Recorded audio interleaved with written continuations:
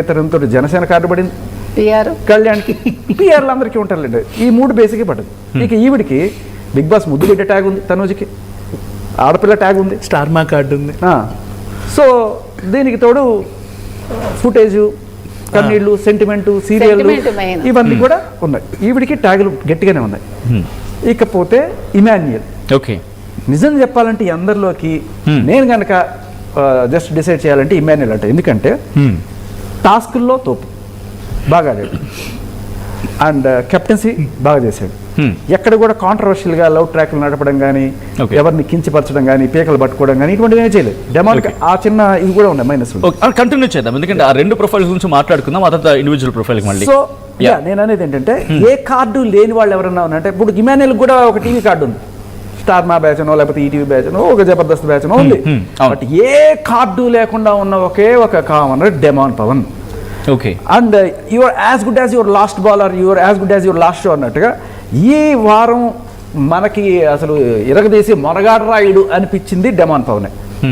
అప్పటిదాకా తనుజ అన్న వాళ్ళు కూడా తనుజ లాస్ట్ మినిట్లో గేమ్ పాడు చేసుకుంటుందని, కళ్యాణ్ కూడా ఎందుకు సప్పబడిపోయాడు తనుజ బంద్ చేస్తున్నాడని, ఇవన్నీ రావడంతో డెమాన్ పవన్ సడన్గా ఇంకా డెమాన్ పవన్కి హెల్ప్ అయిన విషయం ఏంటంటే, అప్పటిదాకా తిట్టుకున్నా కూడా రీతు బయటికి వెళ్ళి రీతు సపోర్టర్స్ అందరూ కూడా తనకు ఓట్ చేయమంటే టక్ మన ఆ ఫాలోవర్స్ కూడా పడి ఏమన్నా ఓటింగ్ షేర్ గట్టిగా పెరిగిందా అనే డౌట్ కూడా ఉంది. ఓకే, దుర్గా గారు, అఫ్కోర్స్ ఆ క్వశ్చన్ కంటిన్యూ అవుతుంది. వినిపించే పేర్లు 2 ఫస్ట్ నుంచి. బట్ శేఖర్ భాష అన్నట్టుగా ఒక 2 పేర్లు మళ్ళీ రేస్లోకి వచ్చాయి. సంజనా గల్రా అనే పేరు అక్కడ ఆన్ అండ్ ఆఫ్గా వినిపిస్తున్నప్పటికీ డిమాండ్ పవన్, ఇమాన్యుయల్ వీళ్ళిద్దరూ సడన్గా రేస్లోకి రావచ్చు. తనుజ కళ్యాణ్ వీళ్ళిద్దరూ 1 and 2 ఆ ప్లేస్ కొంచెం ఫైట్ చేస్తున్నారు అనేది జరుగుతూ ఉంటే, బట్ ఎందుకు ఇమాన్యుయల్ అండ్ డిమాండ్ పవన్ సడన్గా ఎంట్రీ ఇవ్వచ్చు అది 1 and 2 అనేది మీరు అనుకుంటున్నారా? అంటే ఇమాన్యుయల్ కొంచెం ఉందండి, ఎడ్జ్ ఉంది. కానీ మీరు అన్నట్టుగా ఈ వారం కనుక చూసుకుంటే రీతు వెళ్ళిపోయాక డెమాన్ పవన్ ఏంటో కొంచెం తాను ప్రూవ్ చేసుకుంటున్నాడు అబ్బాయి. కాబట్టి నిన్నటి వరకు ఉన్న డెమాన్ పవన్ మళ్ళీ వేరేగా ఉన్నాడు. ఇందాక శేఖర్ చెప్పినట్టుగా ఖచ్చితంగా అతను చాలా బాగా ఆడాడు, అందులో డౌట్ లేదు. కళ్యాణ్ మీకు అంత ఇవ్వలేకపోయాడు పోటీ చెప్పాలంటే. అంటే ఇన్ఫాక్ట్ నేను సుమన్ శెట్టి వచ్చినప్పుడు సుమన్ శెట్టితో మాట్లాడినప్పుడు కూడా తను అదే అభిప్రాయం వ్యక్తం చేయడం జరుగుతుంది. రీతు ఎలిమినేషన్ తర్వాత డిమాండ్ పవన్లోకి చేంజ్ ఓవర్ కనిపించింది అండ్ మింగిల్ అవుతున్నాడు, మాట్లాడుతున్నాడు చెప్పి అదే మింగిల్ అవుతున్నాడు, కలవడానికి ప్రయత్నించాడు, మాట్లాడడానికి ప్రయత్నించాడు. మనం కనుక షో చూస్తే కనుక అయితే ఆ చేంజ్ ఓవర్ అనేది ఉంది అతనికి. అందుకని ఇప్పుడు ఇమాన్యుయల్ కూడా చాలా బాగా ఆడాడు. మధ్యలో మళ్ళీ కొంచెం తను నా ఆట నేను అని ఎప్పుడైతే కొంచెం సెల్ఫిష్గా మాట్లాడాడో అది కొద్దిగా ప్రజలకు నచ్చలేదు అనుకుంటా. అంటే నేను అనేది ఓటింగ్ శాతం తగ్గటానికి చెప్తున్నా. ఇందాక శేఖర్ చెప్పినట్టుగా అసలు ఏ కార్డు లేనిది ఫస్ట్ సంజన, తర్వాత చూసుకుంటే డెమాన్ పవన్. కాబట్టి వీళ్ళిద్దరిలో ఎవరికైనా ఇస్తే బాగుంటుంది అనేది నాకు ఇప్పుడు అనిపిస్తున్న మాట. ఓకే, ఇంకొకసారి చెప్పండి ఎవరెవరు? సంజనా గల్రాని కానీ లేదు డెమాన్ పవన్ కానీ. ఓకే, వెంటనే ఇప్పుడు ఒపీనియన్ మారిపోయింది. అంటే ఎనలైజ్ చేస్తే ఏ కార్డు లేనప్పుడు నేను చెప్తున్నా, ఏ సపోర్టు లేకుండా ఉన్నది. నిన్నను సంజన అదే చెప్పారు, నాకు ఏ గాడ్ ఫాదర్ లేరు నా వెనకాల ఇండస్ట్రీకి వచ్చినప్పుడు. నేను అంటే నాకు కావాలి అనుకున్నప్పుడు నన్ను బిగ్ బాస్ పిలిచింది మీరే, ఈ రోజు నా గాడ్ ఫాదర్ మీరే అని చెప్పింది అమ్మాయి. నిన్న అమ్మాయి మాట్లాడిన దాంట్లో నాకు చాలా నిజాయితీ కనిపించింది. ఈవెన్ బిగ్ బాస్ కూడా చాలా అప్రిషియేట్ చేశారు అమ్మాయిని. మీరు మొత్తం నిన్న అమ్మాయిది కనుక చూస్తుంటే మీకు యాటిట్యూడ్ మారుతుంది డెఫినెట్ గా. నాకు నిన్ననైతే నాకు సంజనాకి ఇస్తే బాగుండు అనే ఒక మాట నిన్న వచ్చింది నాకు. మేబీ ఒక్క డైలాగ్ నైట్ ని వాడు మార్చేసినట్టుగా బహుశా సంజనాని ఈ కాలంలో ముందుకు తీసుకురావచ్చు అని చెప్పి ఇంట్రెస్టింగ్ చూస్తున్నారా?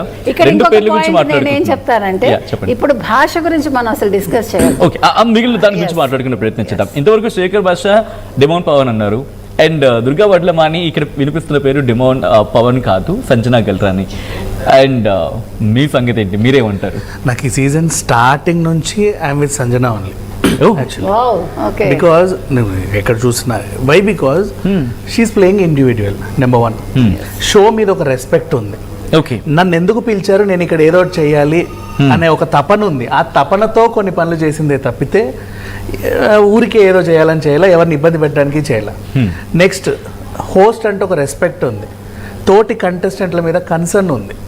నెక్స్ట్ ఆ ఏజ్లో తల్లి అని అనిపించుకుంటే మిగతా వాళ్ళు ఏంటంటే నో అని ఇబ్బంది పడతారు. తనకు ఆ గిల్ట్ లేదు, ఆ ఫీలింగ్ ఏం లేదు.